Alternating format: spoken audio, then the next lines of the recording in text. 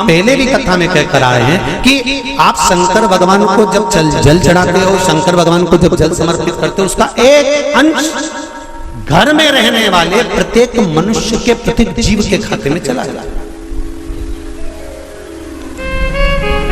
सारी समस्या का हल, जम के बोलो जरा, एक लोटा जल, ये सारी समस्या का। भगवान शिव कह रहे हैं चंचुला तुम प्रेत योनि में मत जाओ, अपने पति को प्रेत योनि से खींचकर कैलाश धाम लेकर आ जाओ। इसको धर्म पत्नी कहते हैं, जो पति से कह दे कि तुम गलत काम कर रहे हो, ठीक है वो अपनी जगह पर धर्म पत्नी का फर्ज है कि वो गलत काम करने वाले पति को भी धर्म का पथ निश्चित करे, धर्म का काम। तेरा ही दिया मैंने खाया पिया है, तेरा शुक्रिया तेरा शुक्रिया। चंचुला देवी ने पूछा कि मेरे पति को प्रेत योनि से छुड़ाकर आपके चरणों में लाने का तरीका क्या है, उसका तरीका है क्या? तो कहा उसका केवल एक तरीका है। भगवान शंकर कहते हैं एकाग्र चित्त होकर कोई अगर मेरा गुणगान करे, शिव कह रहे हैं चंचुला देवी, शंकर का मात्र गुणगान करने वाला, शिव महापुराण की कथा को मात्र श्रवण करने पर तेरे पति प्रेत योनि से छूट जाएगा। चंचुला देवी ठहाका लगाई, हंसी, मुस्कुराई,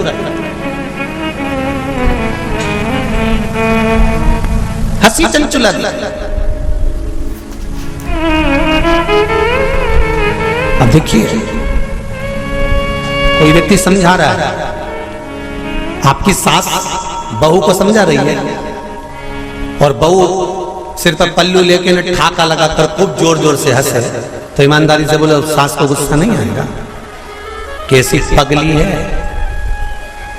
अकल का सब बेच खाई इसने। मैं समझा रही हूं और ये ठिठोली बना रही है। मैं इसको समझा रही हूं और ये मेरे ऊपर हंस रही है। सास बहू को समझाए और बहू खूब ठाका लगा लगा कर हंसे तो सास को बुरा लगता है। शंकर भगवान के सामने चंचुला देवी हंसी, पर मेरे शिव जी को बुरा नहीं लगा। क्यों? शंकर भगवान कहते हैं कि ये मनुष्य का शरीर जो मिला है ना, 60 साल, 50 साल, 70 साल, 80 साल, 90 साल, 40 साल, आजकल उम्र की कोई सीमा है क्या? 100 वाले, 90 वाले तो बहुत कम मिलेंगे साहब। जितने भी मिलेंगे आप कहीं पर भी सूचना पाओगे 65 का था, 70 का था, 72 का था, 80 की तो बॉर्डर कबड्डी जैसे छूटे आते हैं कहीं कहीं के। 80, 85 और 90 की बॉर्डर तो कबड्डी जैसे छूटे आते हैं। कहीं कहीं के होते हैं जो तू करते करते वहां तक पहुंचते हैं और 80, 90 की उम्र को छू के फिर आते।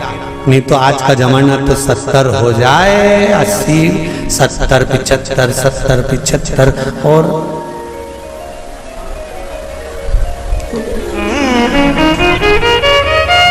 और बीच में कोरोना जैसा आ गया तो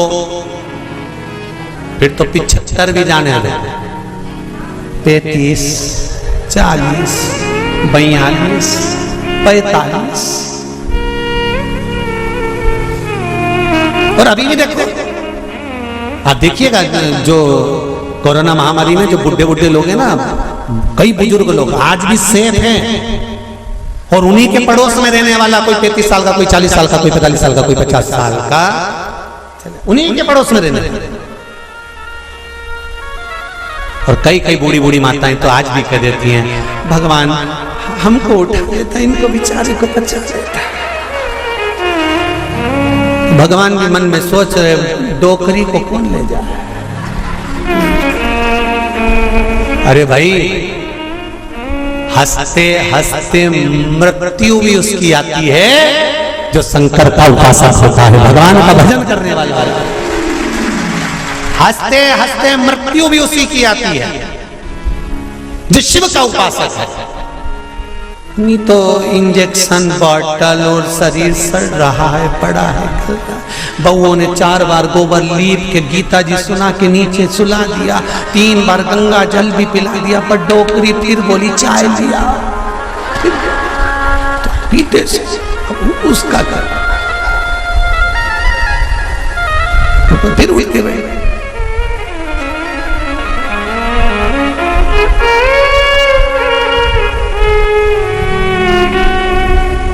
अरे भाई, तुमको अगर बगीचे का सबसे सुंदर फूल पसंद है, तुम एक से बढ़कर एक बगीचे में गए पर फूल वही तोड़ते हो जो तुम्हें पसंद आता है।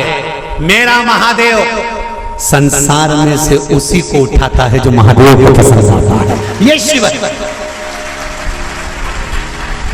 जो महादेव को पसंद आता है, नहीं उठाएगा जब तक तुम चाहे गीता जी सुना दो, चाहे गंगा जल पिला दो, चाहे किसी महाराज से पूछ कर कितना भी दान करा दो। हमने गाय दान कर दी, पंडित जी को बुला के गाय भी दिलवा दी, एकादशी भी छोड़ दी, पर ये नहीं छूटी।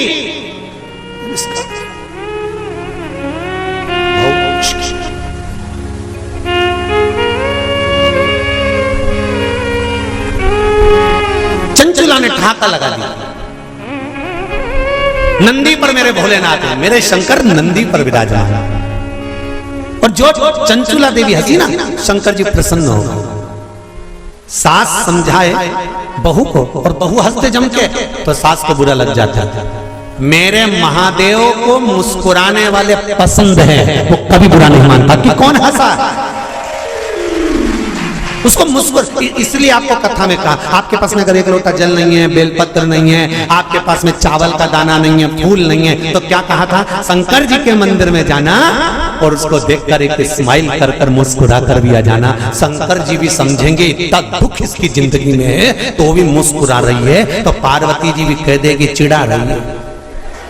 काहे का मुस्कुरा रही है? वो चिढ़ा के कह रही है कि दुख तुमने दिया है तो मिटाओगे भी तुम, इसलिए मैं मुस्कुरा रही हूं कि मेरे दुख को मिटा देना।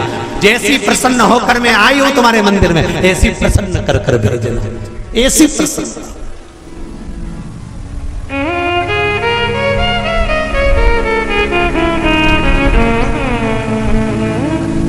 हो लिखन वाले तू हो के दयाल लिखना, मेरे हृदय अंदर सतगुरु का प्यार लिखना। हाथों पे लिखना सेवा गुरु की, पाँवों पे गुरु जी का द्वार लिखना, मेरे हृदय अंदर सतगुरु का प्यार लिखना।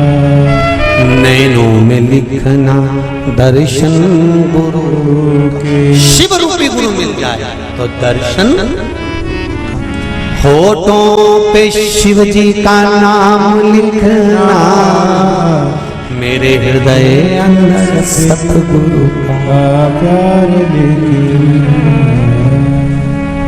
इन शब्दों में मेरे गुरु शिव रूपी गुरु का नाम, शंकर का नाम, इससे ज्यादा मुझे कुछ नहीं चाहिए, इससे ज्यादा मुझे कुछ नहीं चाहिए। चंचुला देवी हंस ली, मुस्कुराई, ठाका लगाया, शंकर जी को पसंद आया। अब और अच्छी बात सुन लो, बहुत अच्छी बात है, श्रावण शिव महापुराण में मिली है।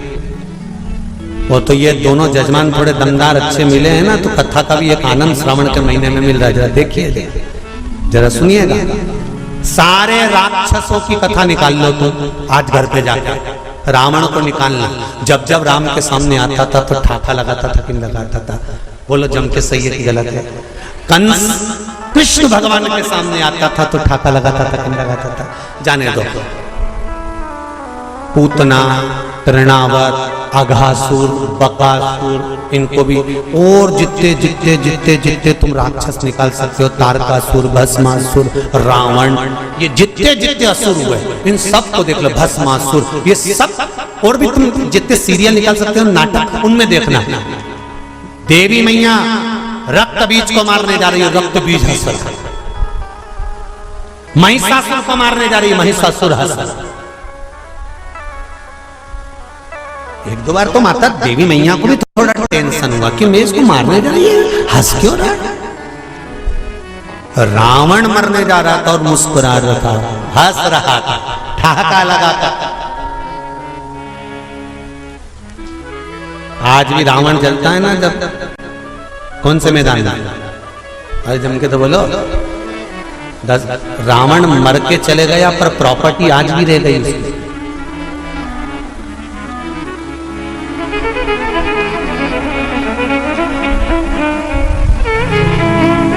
रावण चला गया था पर पूरे भारत में प्रॉपर्टी आज भी रावण के नाम से है। तुम्हारे जिस जिस नगर से तुम आए हो वहां पे आज भी मैदान का नाम, जरा जम के बोलो, दशहरा मैदान।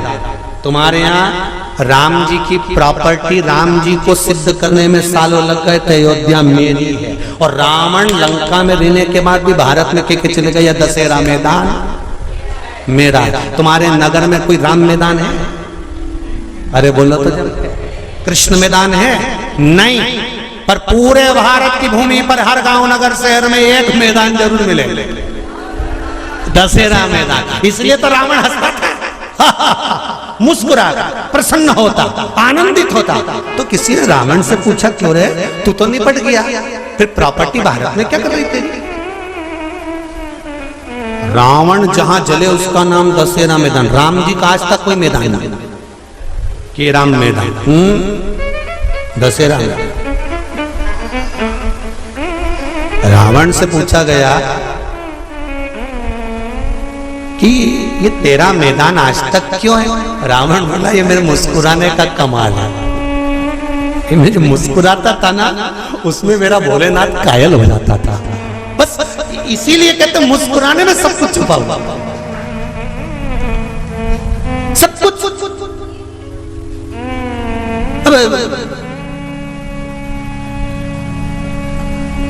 पहले हमारी आदत थी, हम सीहोर में अगर कोई शांत भी हो जाता था तो उनके यहाँ जाते थे, तो उनकी बहुएं रोती थी ना, तो वो हमको देख के चुप हो जाती थी। उनको मालूम है अगली कथा में बोल देगा, तो बहुएं चुप हो जाती थी हमको देख के। उनकी डिजाइन ये तो कई बहुएं ऐसी अड़ला अड़ला के रोती थी, सांस मर जाए तो खूब अड़ला अड़ला के रोए, ऐसी रोए, ऐसी रोए। तो मन में बाद में तो आता ही था कि बताओ, हमको काकी मिली थी और पहले कह रही थी कि मैंने 3 दिन से इनसे कह रही कि मेरे को गर्म चाय दे दिया करो। जब बेटों की चाय बनती है तब मुझे चाय देने आती है, तब तक चाय भी नहीं देती। और आज अल्लाह अल्लाह के रो रही हमारी अम्मा मर गई। तो बोलो याद आएगी कि नहीं आएगी? तो अब रोने से कौन सा फायदा है? इसीलिए निवेदन है, 25 लाख की गाड़ी में बैठने वाले भी एक दिन 25 रुपए के लोटे में भर के गंगा जी चले जाता था।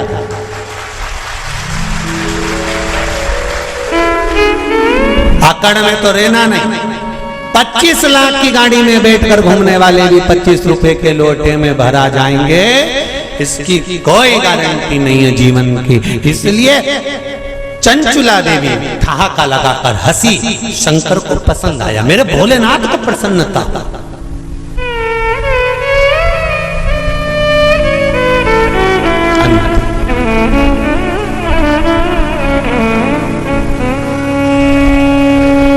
मृत्यु की घड़ी में मौत तुम्हारे सामने खड़ी है और तुम्हारे चेहरे पर स्माइल होगी ना, तो यमराज भी टेंशन में आ जाएगा कि ये हंस क्यों रही है। तुम रास्ते से निकल कर जाओ, एक प्रैक्टिकल छोटा सा करके देखना। तुम रास्ते से निकल कर जाओ, जाते जाते जाते जाते थोड़ा सा मुस्कुरा कर चले जाओ, तो 4-6 दुकान वाले टेंशन में रहेंगे। बोलो सही है कि गलत है?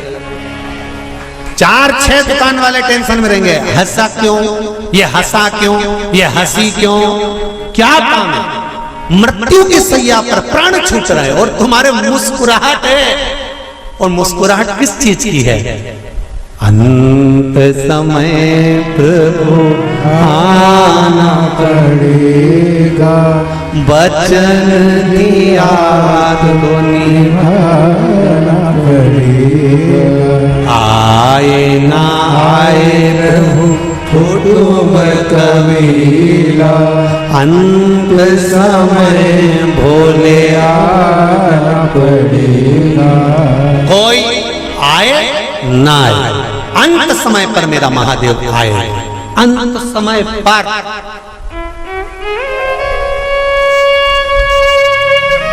मृत्यु की घड़ी पर अगर मुस्कुरा भी रहे हो ना आखिरी में, तो यमराज को चिंता लग जाएगी। शंकर भगवान से कोई पूछे कि तुमने कामदेव को क्यों नहीं जीता, भगवान विष्णु तक ने पूछ लिया था भगवान शंकर से, जब तुमने सबको जीत लिया तो कामदेव को क्यों नहीं जीता? तो शंकर भगवान ने कहा, भगवान नारायण आप तो जानते हो मैं सती का पति हूं, ये रति का पति है। सती और रति एक ही पिता की दो पुत्रियां हैं, सग्गी बहन है, ये मेरा साड़ू भाई है। अगर ये मेरे यहाँ आया था, मैं उठकर नहीं खड़ा होता तो घर जाता, तुम्हारी धर्मपत्नी क्या कहती कि तुम मेरे बहन का पति आया और उसका सम्मान नहीं करा। तो रिश्तेदारों के आगे कभी अहंकार की बात नहीं करना, संबंधों की बात नहीं करना, रिश्तेदारों के आगे तो ये से बनकर चलना कि सादर। जैसे कहते ना, 4 लोगों को समझाना सबसे कठिन काम। पहला अपने पड़ोसी को,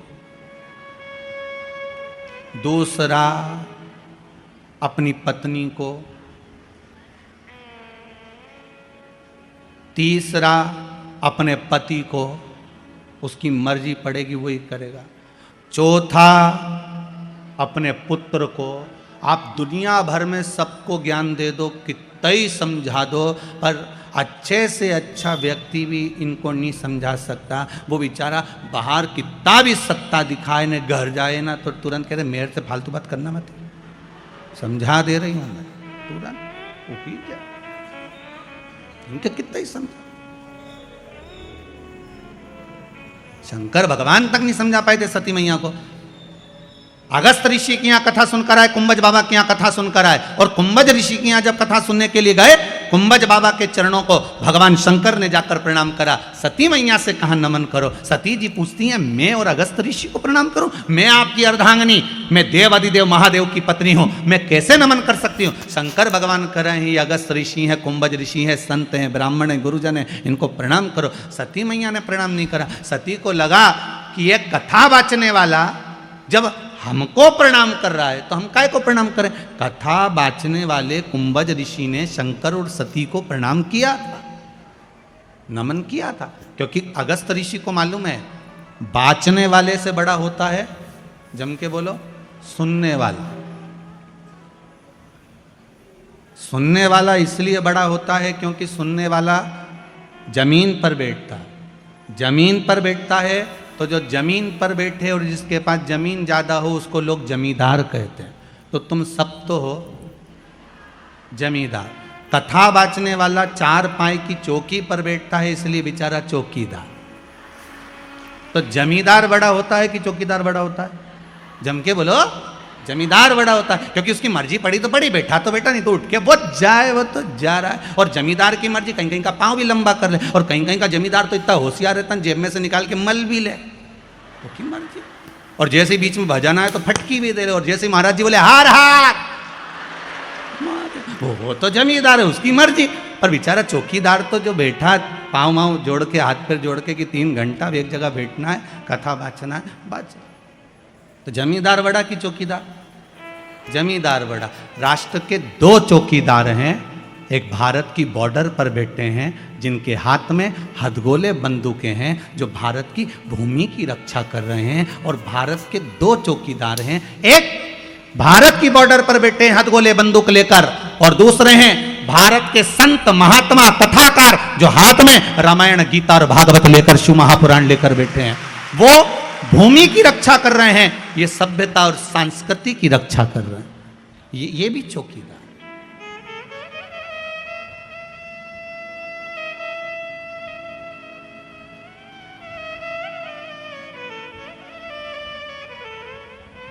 ये भी चौकीदार।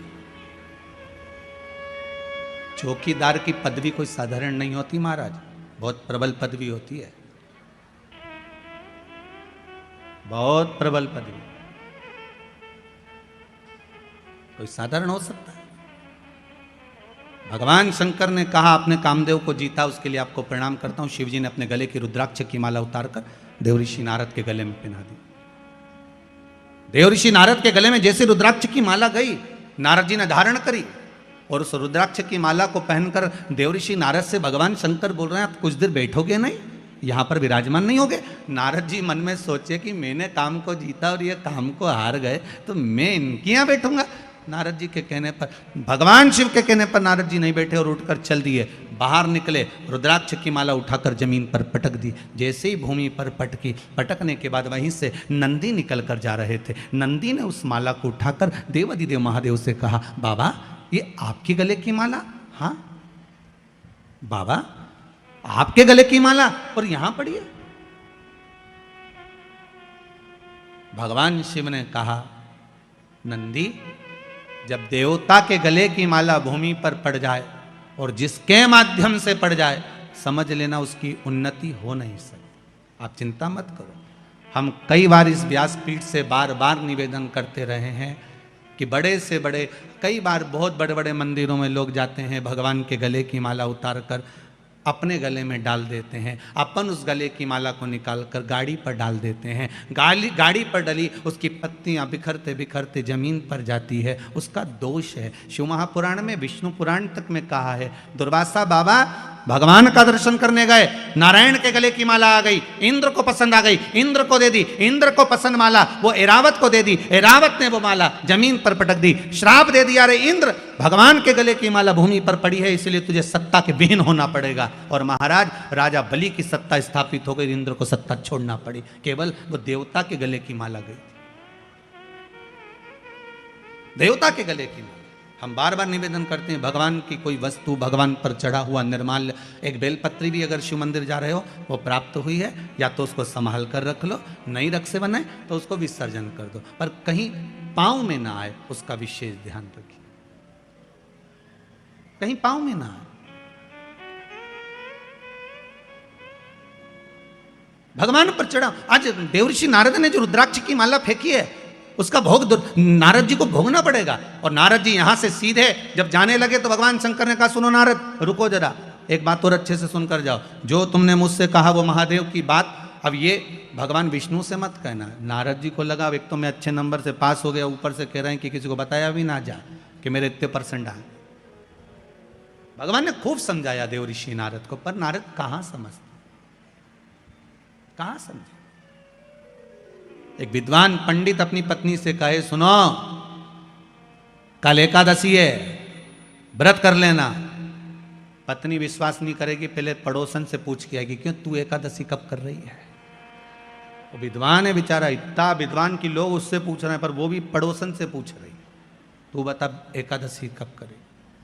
सबसे ज्यादा दिक्कत होती है वो हरतालिका तीज के व्रत में, तू कब करेगी? तो हरतालिका तीज का व्रत और माताओं का पूरे मोहल्ले में घूमना, तू कब करेगी, तू कब करेगी। और शंकर जी भी उस दिन इतने व्यस्त रहते हैं, शंकर भगवान से पूछा जाए आज अब कैसे हो, शिव जी बोलते हैं बस मस्त हूँ, पूछो ही मत ही बस। और चारों तरफ से माताएं शंकर जी को घेर लेती हैं, नीचे पाटे पर थाली में शिवलिंग और उसकी पूजन, और पूजन के साथ में फिर शंकर जी पे चढ़ाई हुई सारी वस्तु सब चढ़ाते जा रहे, चढ़ाते जा रहे, चढ़ाते जा रहे। भोलेनाथ जी आराम से बैठे, साथ में पार्वती जी भी बैठी। पार्वती जी बोल रही हैं, भोलेनाथ बहुत कुछ चढ़ा दिया गया है, भजन लग रहा होगा। शंकर जी बोले फालतू बात मत करो, सुबह 4 बजे तक ऐसी बैठी रहो, इसके सिवा में तो बोलो, अपने को नहीं बोलना, बिल्कुल 4 बजे तक। बहुत अच्छा हुआ कि पोथी में सब कुछ लिख दिया कि ये चीज़ चढ़ाना, नहीं तो इनका मन पड़ता तो कद्दू लेके आ जाती बड़ा सारा, वो भी चढ़ा के चली जाती। बड़ा गजब का। सबसे ज्यादा आनंद शंकर जी से पूछा जाए कौन से दिन आता है, तो शिव जी कहेंगे मुझे हरतालिका तीज बड़ी पसंद है। शिव जी से पूछा वो क्यों? पार्वती जी ने जो तप करा था, साधना करी थी, उपास करा था, व्रत करा था, पार्वती जी ने ऐसा व्रत करा, ऐसा तप करा, ऐसी साधना करी, उस व्रत से मैं बड़ा प्रसन्न हूं। सबसे ज्यादा प्रसन्न मेरे शंकर हरतालिका तीज के दिन होते, सबसे ज्यादा प्रसन्न।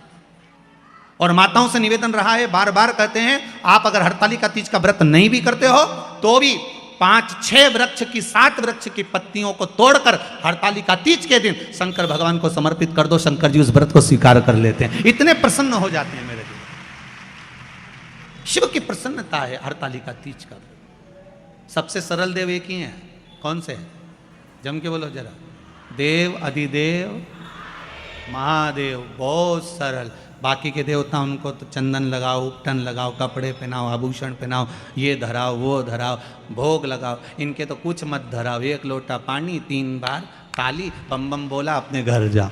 अच्छा, शिव जी के मंदिर में बैठने की भी जगह नहीं होती। राम जी के मंदिर में जाओ तो थोड़ा बैठ जाओ, भगवान विष्णु के मंदिर में जाओ तो बैठ जाओ, शंकर जी के मंदिर में बैठने की भी जगह नहीं होती, क्योंकि लोग पानी इतना ढोल के जाते, साड़ी भी बचा के चलना पड़ती है। तो शिव जी कहते हैं मेरे पास मत बैठो, मेरे पास बैठकर समय बर्बाद मत करो।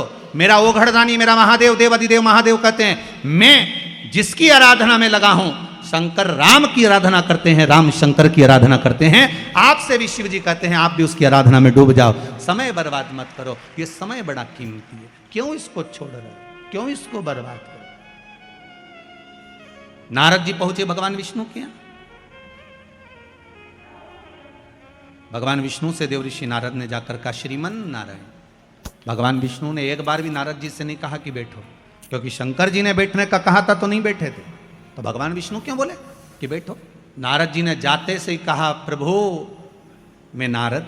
भगवान कहते मैं जानता हूं, जिस कामदेव को भगवान ने नहीं जीता, देवाधिदेव महादेव ने नहीं जीता, उस कामदेव को देवऋषि नारद ने जीता। आपको मालूम है, भगवान विष्णु की आंखों से जल बहने लगा, नारायण रोने लगे। नारायण को लगा कि ये तो डूबा, मुझे भी डुबा दिया, क्योंकि शास्त्र कहता है निंदा करने वाला और निंदा सुनने वाला, इन दोनों में महापापी कौन होता है?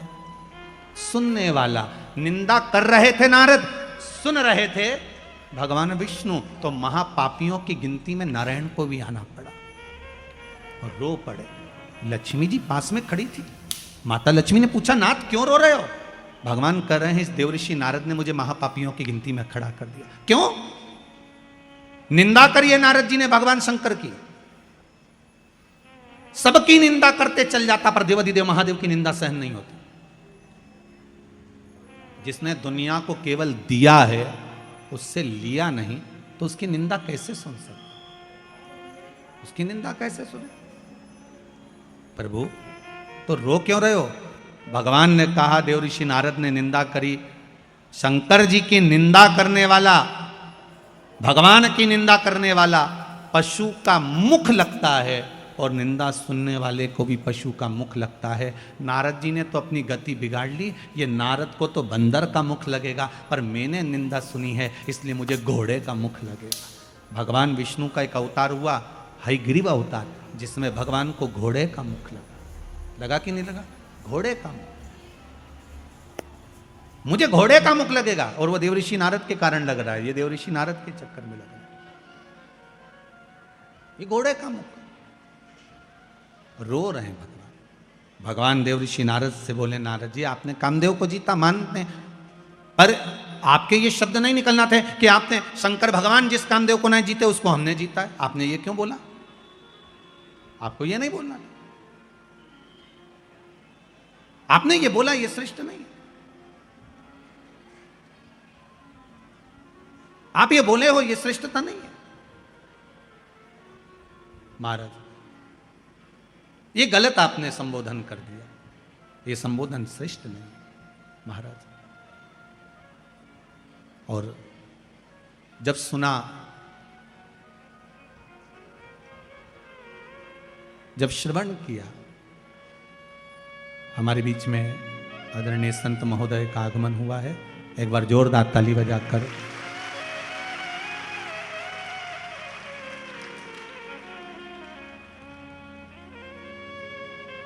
भगवान देवाधिदेव महादेव की कथा।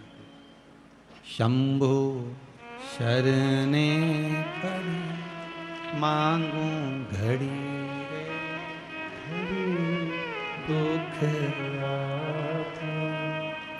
दया करी।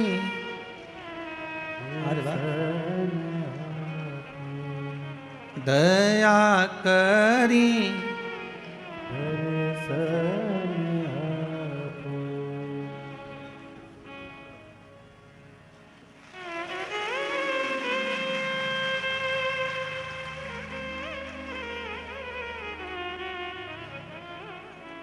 शंभु शरणे पड़े मांगू घड़ी दुख काटो दया करी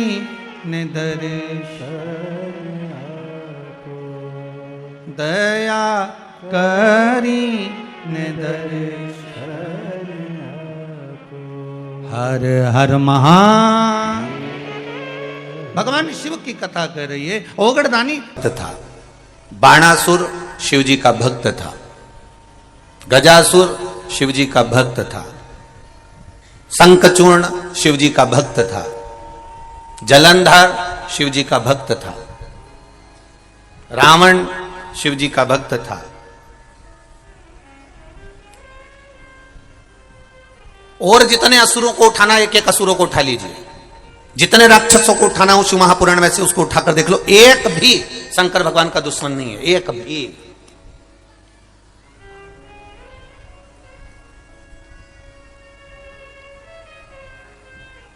भस्मासुर, तारकासुर, तारकासुर के 3 बेटे तारकाक्ष, विदुम्माली, कमलाक्ष की किसी ने शंकर भगवान से दुश्मनी नहीं करी और न शंकर भगवान ने इनसे दुश्मनी रखी। कोई दुश्मन नहीं है, क्योंकि शिव का एक नाम है आशुतोष। आज के जमाने में लड़के का नाम आशुतोष रख दो तो वो दूसरे से दुश्मनी पाल सकता है और दूसरे उससे दुश्मनी पाल सकते हैं। नाम रखने से कुछ नहीं होगा महाराज कि तुम्हारा नाम ये हो गया।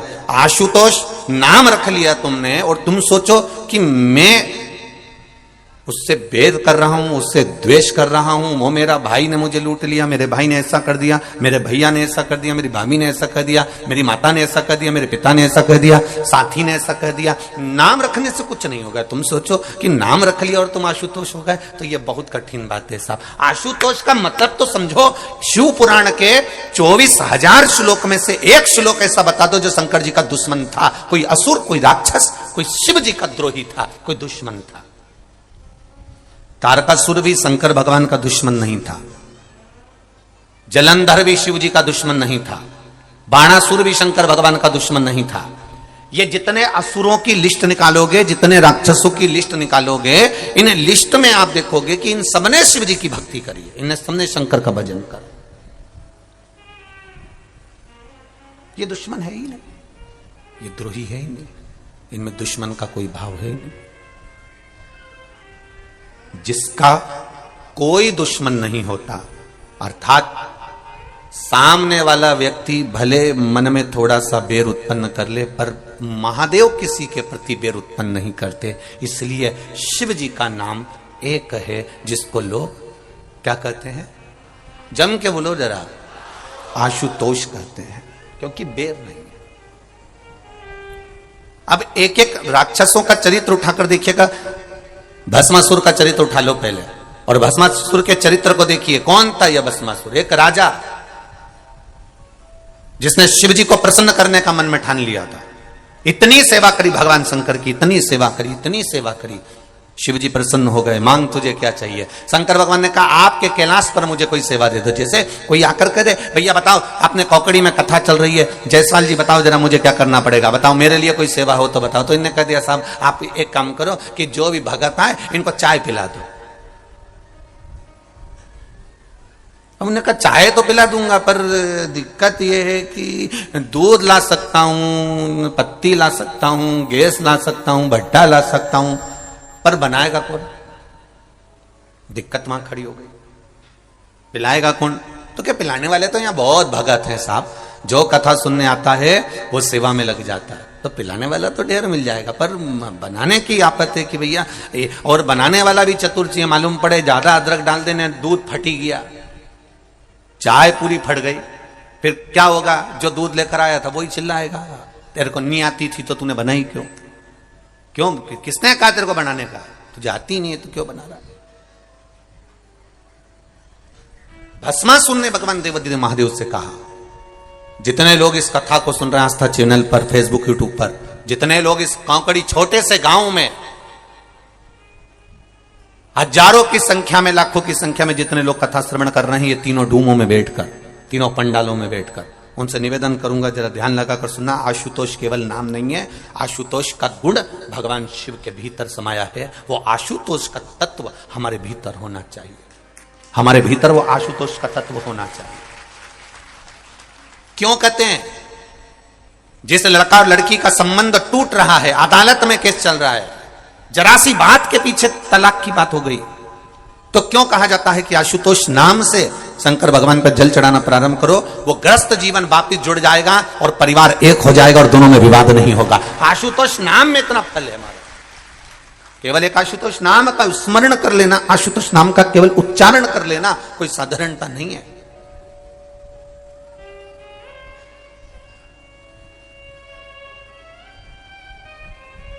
जब बहुत क्लेश अपार क्लेश होता है, पति पत्नी में झगड़ा होकर पत्नी मायके भी चली जाती है, पति अपने घर पर रह जाता है, एक दूसरे का फोन आना बंद हो जाता है, एक दूसरे से बातचीत बंद हो जाती है, कोई पत्र व्यवहार नहीं होता, 6 महीना 8 महीना साल भर 1.5 साल हो गया, ना पति सुध ले रहा ना पत्नी सुध ले रही, तो उस जगह पर यह आशुतोष भगवान कार्य करते हैं। उस समय पर आपका एक लोटा जल शंकर भगवान को जब चढ़ाने के लिए जाते हो, और जल चढ़ाते समय जब शिव जी को आशुतोष कहकर जल समर्पित करा जाता है, जल का पात्र जब भरा जाता है, तो इस पात्र को जब इस तरह से चढ़ाते हैं तो वो आशुतोष का स्मरण कर कर किया जाता है। तब कितना भी विवाद हुआ हो, दोनों पक्ष में से किसी न किसी एक पक्ष की ओर से फोन आना चालू हो ही जाता है। आशुतोष शब्द ही एक आनंद है,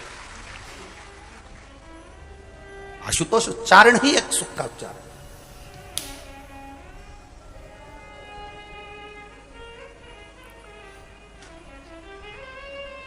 भस्मासुर ने पूछा मेरे लिए सेवा, शिव जी ने कहा क्या सेवा दूं तेरे को? पार्वती जी बोली कोई तो सेवा देना पड़ेगा, आपका भक्त है, भजन कर रहा है, पूजन कर रहा है। अब इतनी दूर से आए लोग और पूछे कोकड़ी में आने के बाद हमको सेवा बताओ, तो जो बोले ना साहब सेवा बताओ सेवा बताओ सेवा बताओ, कोई ऐसी सेवा बताओ साहब कि वो सेवा के लिए फिर सोचे कि दादा बड़े गजब फंसे रे, बड़े गजब फंसे। पर लोगों को सेवा कहां चाहिए? हमें मंच की सेवा दो, हमें स्टेज की सेवा दो, हमें फूल माला की सेवा दो, हमें पंडाल की सेवा दो, हम सीटी बजाएं सबको बिठाएं।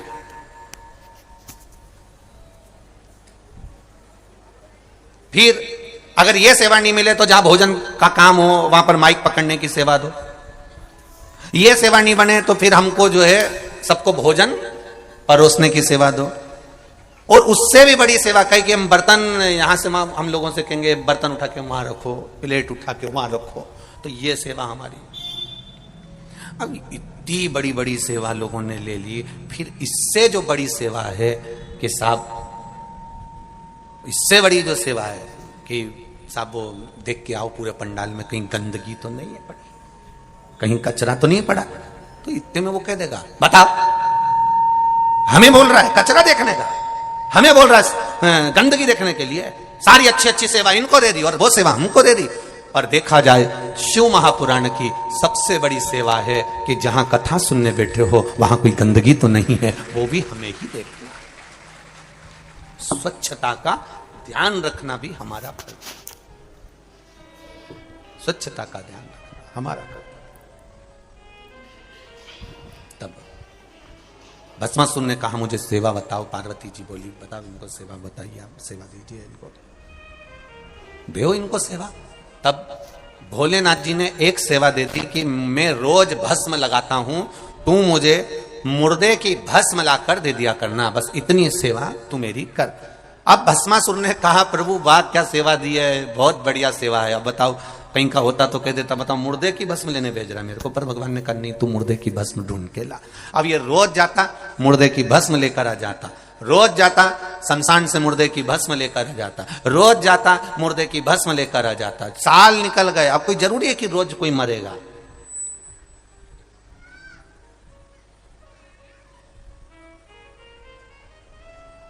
अब कोई जरूरी है कि हर कोई रोज ही मरेगा है? भाई दूल्हा एक बार बनता है, दुल्हन एक बार बनती है,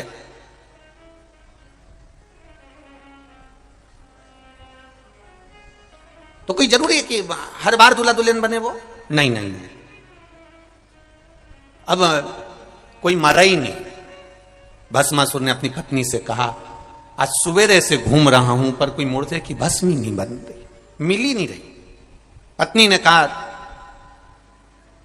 सदुर देखिए आए, आओ, हर जगह पर गए थे, सब जगह हो जाए, हाँ, पर मुर्दे की भस्म ही नहीं मिली। पत्नी बोली मुझे लग रहा है लोगों ने मरना बंद कर दिया है, मुझे ऐसा महसूस हो रहा है। पति ने कहा भोलेनाथ जी को सवेरे सवेरे भस्म लगती है, भस्म का श्रृंगार होता है, भस्म नहीं मिलेगी तो भोलेनाथ जी के पास में मैं कैसे जाऊंगा, उनने मुझे सेवा दी है। अब धर्म पत्नी तो धर्म पत्नी थी, ऐसी चतुर धर्म पत्नी सबके पास होना चाहिए, ऐसी चतुर।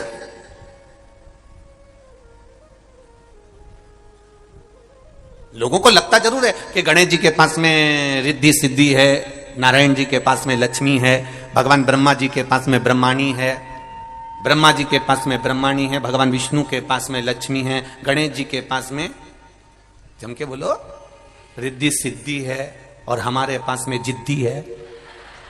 तो लोगों को लगता जरूर है कि भाई ये कहीं ना कहीं गड़बड़ तो हुआ। अब उनके पास में भले रिद्धि सिद्धि हो पर अपने पास तो इतनी जिद्दी कि 2-3 बार तो उसके पिताजी को भी बोल दिया तुम्हारी छोरी बड़ी जिद्दी है। एक बार अड़ जाती है ना तो सुनती नहीं है किसी की भी। तो उनके पिताजी ने भी कह दिया बेटा तुम ये मत सोचना कि गणेश जी की रिद्धि सिद्धि थी, अपनी तो जिद्दी हमारी, तुम्हारी सास भी ऐसी है। अब वो क्या बोले उसके लिए, बोले तो बोले, क्या बोल सकते उसके लिए। तब जमाई ने भी सोच लिया ससुर तो खुद बेचारे परेशान है, और ईमानदारी की बात है तुम खुद देख लेना अपने अपने ससुराल जाकर, जितनी सास की चलती है उतनी ससुर तो बेचारा लकड़ी की कुर्सी पे बैठा मिलता है। तुम खुद देखो अपने अपने ससुराल जाकर, ससुर बेचारा कुर्सी पे बैठा है, काम करता रहेगा, उसका तो बेचारे ससुर का मुंह भी इतना नहीं चलता जितना, भले इसके मुंह में दांत नहीं, पूरा सोफा सेट निकल गया, पूरा गाया, पर इतनी बोले, और कभी कभी जब खाने बैठे तब फ्रिज में से दांत निकाल के फिट करके फिर बैठी। अब जमाई को भी लगा बिना दांत के इतनी बोल रही, अब दांत लग गया तो कितनी बोलेगी, सोचने वाली बात। तो इस अंदाजे में मत रहना भाई। हो धर्म पत्नी मिले, भस्मासुर की धर्म पत्नी बड़ी चतुर थी, बड़ी विद्वान, और भस्मासुर की धर्म पत्नी ने तुरंत, भस्मा ने कहा मैं क्या करूं तू बता मेरे को। धर्म पत्नी बोली देखो सीधी सीधी बात है, मुर्दे मिलना मुश्किल हो गए, शमशान में आग नहीं लग रही है, भस्म नहीं मिल रही है, तो तुम एक काम क्यों नहीं करते, अपनी खुद की फैक्ट्री क्यों नहीं खोलते, अपनी खुद की फैक्ट्री खोलो। भस्मासुर ने कहा मतलब मैं जाके मर जाऊं और मेरी भस्म शिव जी को चढ़ जाए। पत्नी बोली फैक्ट्री का मतलब ये थोड़ी ना है, कच्चा माल दूसरी कंपनी का लाओ, अपनी फैक्ट्री से सर्व करो। कोई दवाइयां किसी अन्य फैक्ट्री में बनती है, लेवल तुम्हारा लग जाता है कि साहब इनकी दुकान का माल है, इनकी कंपनी का माल है, इनका सामान है, तुम अपनी फैक्ट्री क्यों नहीं चालू करते। तो कि मैं अपनी फैक्ट्री, बताइए शमशान में मुर्दा की भस्म की कोई फैक्ट्री होती है। इतने में धर्मपत्नी ने कहा भोलेनाथ जी तुम्हारे इतने प्रिय हैं, तुम शिव जी का इतना भजन करते हो, एक बार फिर अच्छे से तप करो, साधना करो, शंकर भगवान आशुतोष हैं, वो तुम्हें वर जरूर देंगे। तो वर क्या मांगना है, तो क्या बस फैक्ट्री मांग लेना। तो फैक्ट्री क्या, तो धर्म पत्नी कहती है बस इतना मांग लेना कि तुम जिस पे हाथ रखो वही भस्म, रोज ताजा ताजा भस्म कंपनी की तैयार, रोज तैयार, अपनी खुद की फैक्ट्री, सवेरे से उठना किसी पे भी धार देना, निपट गया, रात तैयार, महादेव को दिया मैं। इतने में भस्मासुर ने कहा क्या गजब की बुद्धि है तेरी, क्या गजब की बुद्धि। अब इसको इतनी सी अकल नहीं आई कि अगर सुबह से उठ के इसने तेर पे धर दिया तो तू तो गई। अब इसको इतनी बुद्धि नहीं आई और इसने फैक्ट्री चालू करवा दी। और भस्मासुर तप में लीन हो गया। क्या तप करा है भस्मासुर ने, क्या तप करा। शिव जी प्रसन्न हो गए। क्या बात है भस्मासुर, प्रभु मैं बड़ा दुखी हूं। शंकर जी ने पूछा क्या दुख आ गया तेरे को। प्रभु आपके लिए भस्म नहीं ला सकता क्योंकि मुर्दे ही नहीं मिलते हैं, तो मैं जली हुई भस्म कहां से लाऊं। शंकर भगवान बोले तो फिर क्या करेगा, बस आप मुझे वर दे दो, मैं जिस पे हाथ रखूं वही भस्म हो जाए, इतनी कृपा कर दीजिए बस, और कुछ नहीं चाहिए। जिस पे हाथ रखूं वो भस्म। शंकर भगवान ने कहा तथास्तु। ये अपने घर चले गया। धर्मपत्नी ने पूछा क्या हुआ। भगवान शंकर प्रसन्न हो गए। आओ, उन्होंने वर भी दे दिया, जिस पे हाथ रखे वही भस्म। धर्मपत्नी बोली पहले एक आध बार फैक्ट्री की मशीनों को ऐसी चला के देखना पड़ता है काम कर रही कि नहीं कर रही। तो पति ने बोला क्या, शिवजी बहुत चतुर हैं, तुम्हें इतनी जल्दी भस्म होने का आशीर्वाद नहीं दे सकते, ये मैं गारंटी देती हूं। इतने में पत्नी ने जैसे ही बोला तो पति बोला तू ऐसा मत बोल, वो महादेव हैं, ऐसा हो नहीं सकता कि वो मुझे वर नहीं दे सकते, वो तो वर देते हैं। नहीं नहीं नहीं, तुमने प्रैक्टिकल करके देखा है कहीं, हाथ रख के देखा है तुमने कहीं।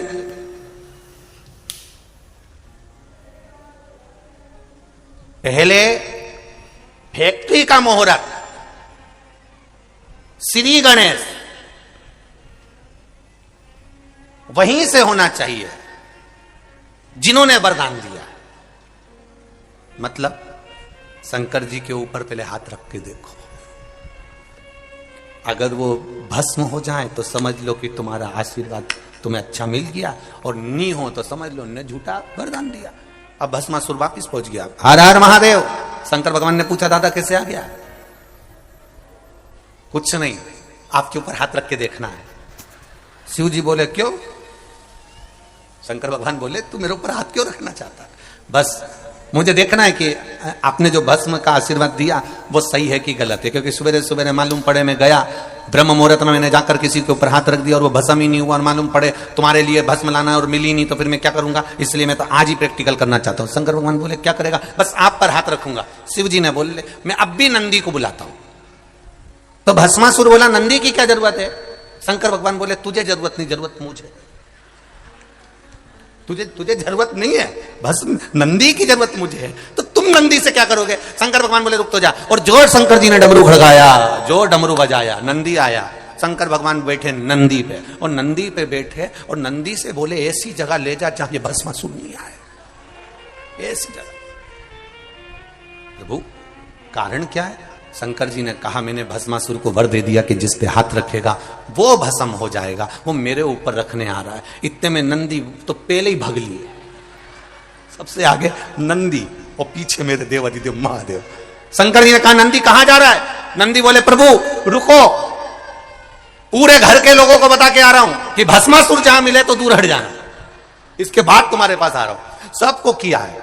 गणेश जी रिद्धि सिद्धि को लेकर चले, कार्तिकेय बाबा चले, पार्वती मैया चली देवाधिदेव महादेव के पास में। महादेव बोले पार्वती जी से तू क्यों आई मेरे पास में, कि वो उस भस्मासुर को आपने वर दे दिया। शंकर भगवान बोले वो तो मैं निपट लूंगा, तू तो अंदर जा, तू चिंता मत कर। शिव जी अब नंदी के साथ भागे।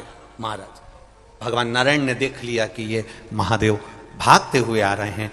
बैठे थे आराम से, नारायण लेटे हुए थे। लेटे लेटे शंकर जी वहां पहुंच गए। लक्ष्मी जी चरण दबा रही थी। शिव जी को घबराए हुए देखकर भगवान विष्णु ने पूछ लिया आप यहां आज कैसे आना हुआ मेरे देवाधिदेव महादेव। शंकर भगवान बोले मैंने वरदान दे दिया। नारायण बोले आपकी तो आदत ही है वरदान देने की, ये तो आप पे बड़ी कृपा है, आपका नाम आशुतोष है, इसलिए आप वरदान दे देते हो, शीघ्र प्रसन्न हो जाते हो। आपने वर दे दिया, बड़ी प्रसन्नता की बात है, उसमें घबराना क्या। शंकर भगवान ने बोले कि मैंने जिसको वर दिया उसको भस्म होने का वर दिया कि जिस पे हाथ रखेगा वो भस्म हो जाएगा, तो उसमें टेंशन क्या है।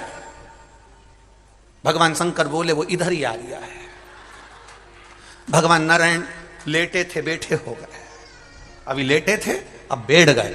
बैठे और लक्ष्मी जी ने तुरंत भगवान विष्णु से कहा मैं अंदर जा रही हूं। नारायण बोले तू क्यों अंदर जा, भरोसा नहीं उसका, वो मेरे को देख के हाथ दे देता, इसलिए मैं चली गई। भगवान विष्णु ने उस समय पर फिर सुंदर स्त्री का रूप बनाया और उस भस्मासुर के साथ में नृत्य करते हुए हाथ सिर पर रखवाया। भस्मासुर स्वयं भस्म हो गया। देखिए भस्मासुर क्या द्रोही था शिव जी का, नहीं।